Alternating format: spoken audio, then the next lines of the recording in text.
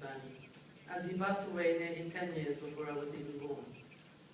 When Mirna approached me some months ago, looking for ideas on how to mark this year, the 50th since his tragic death, I realized that I actually knew very little about him. Shameful of me, of course. I knew of him, who doesn't, but really very little. So I set out to get to know him better. I read books and speeches written about him. I went through some archives. I accompanied the making of and watched the documentary produced for this year's commemoration, which, by the way, will be shown at the end of the day today.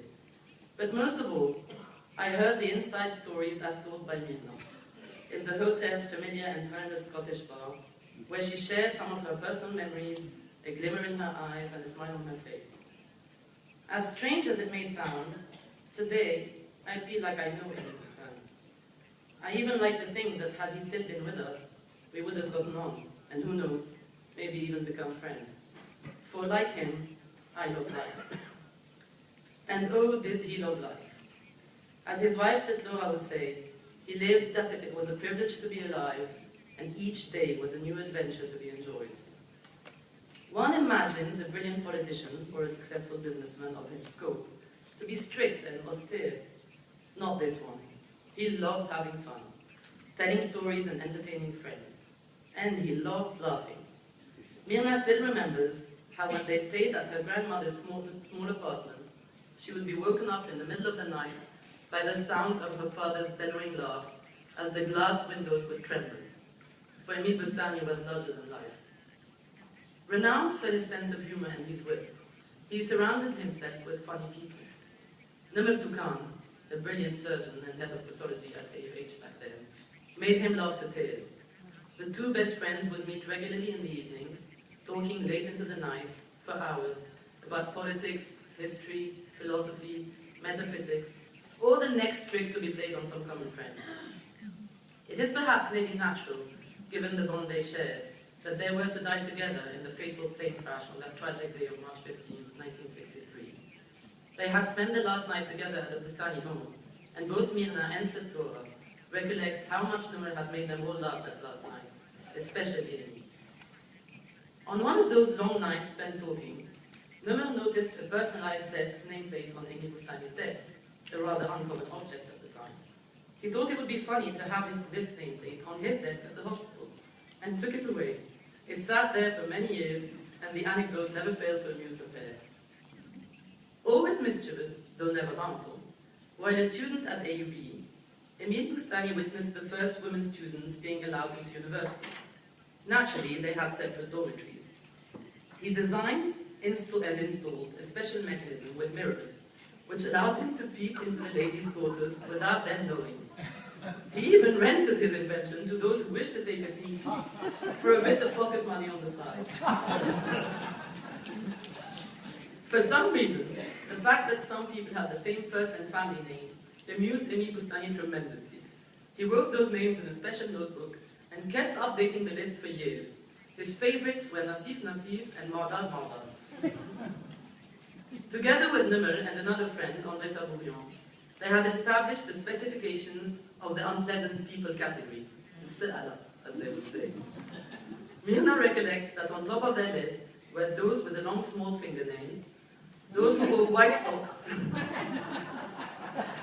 and brown weaved leather shoes that made a strange sound, bizaizo, he would say, and those who bihku biddal. Another great anecdote told by Mirna shows how little Emile Boustani took himself seriously, and how vital it was for him to laugh and joke. There was a village policeman in the Biye, called Khalil, who wrote a redates to make fun of Emile. Rather amused but never undeterred, Emile became on the lookout for a talented redates writer. When he found the man, Ramiz, he employed him officially as CAP's camp boss in Kuwait. But everyone knew that Ramz's sole mission was to respond to Khalid's redates on a daily basis.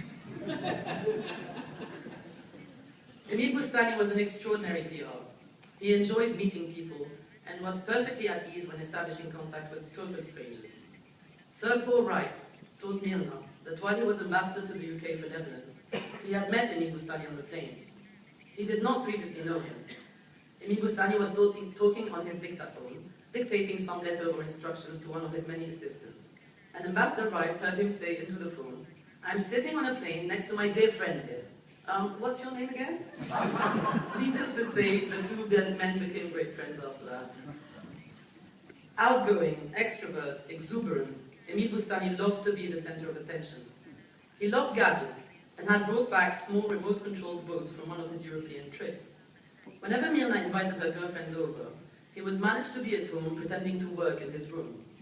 On one such occasion, he asked her if she would like him to show her friends how the boats worked. "No," she said, "leave my friends and me alone. It's my party." He pretended to go back to his room and operated the boats to move from a distance, while remaining hidden. Once he knew he had everybody's attention, for the girls were mesmerized as they had never seen such boats before, he would suddenly appear, and all Mirna's friends flocked around him like little magnets. Another time, he asked Mirna where she was off to have tabbouleh at a friend's house in Kfar, she said. "Can I come?" "No," she said, "you're not invited." And she set off. A few hours later, as she sat enjoying lunch in her friend's garden, he just appeared in his Cadillac. The entire village behind him, for they have never seen a Cadillac like it before. "Where is the tabbouleh?" he asked. "Finished," said the friend's mother. "Please get me the dish," he insisted. And once they brought him the dish, he would drink from it like a bowl. "It's the juice I like, you see," he then said with a huge smile, before setting off again. A true Epicurean at heart, he loved fine food and good wine. Everybody knew about his extraordinary cellar and famous Napoleonic Madeira wine. Everybody, even Abdel Nasser. Everyone recognized his cigars, for he had his name printed on the rings. During his years at the orphanage, he convinced the others to turn vegetarian, supposedly like him, for health reasons. Scooped off their meat into a large plate, pretended to dispose of it, only to come back later and eat it all. During the early years of their marriage in Palestine, St. Laura's cooking was not yet quite up to par, though she tried.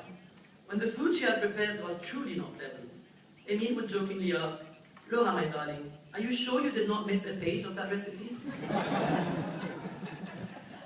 Known for his large appetite, the first thing he would do when coming home at night after work was to visit the kitchen.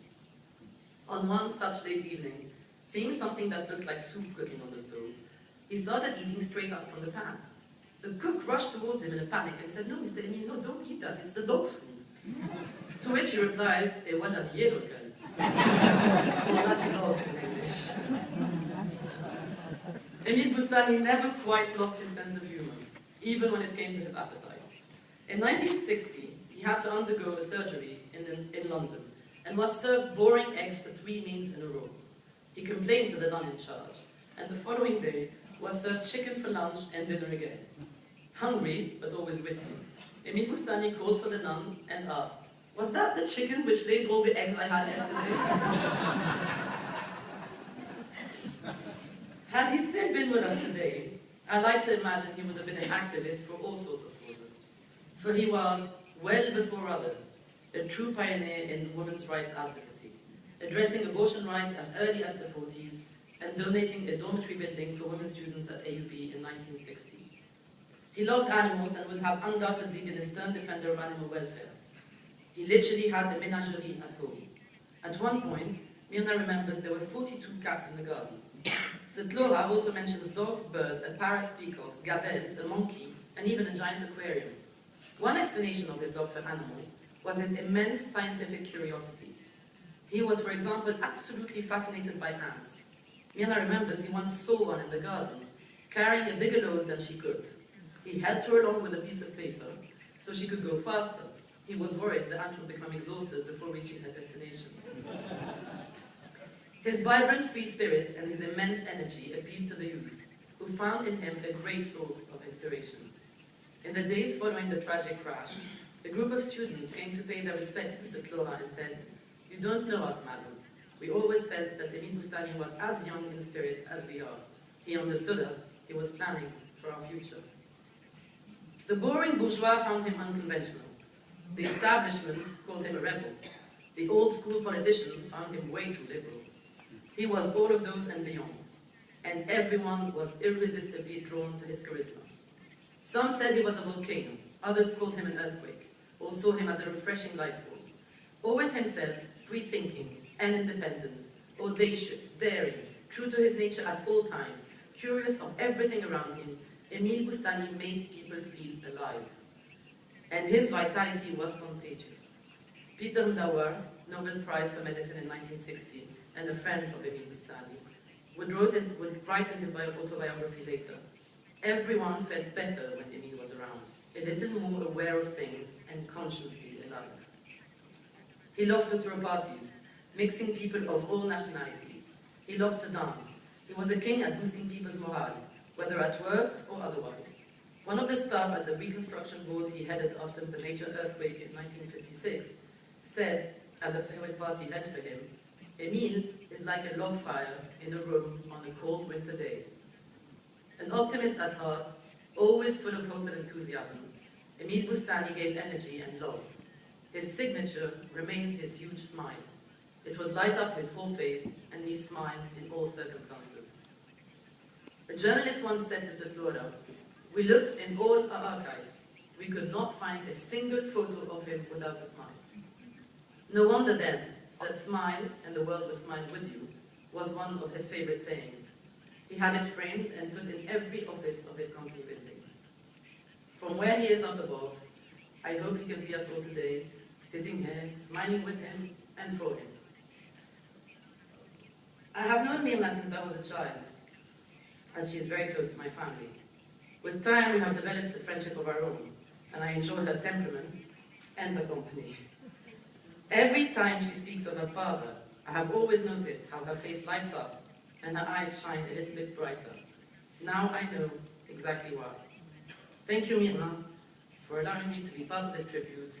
It is a great honor for little me to sit here today and talk about the extra large Emile Boustani.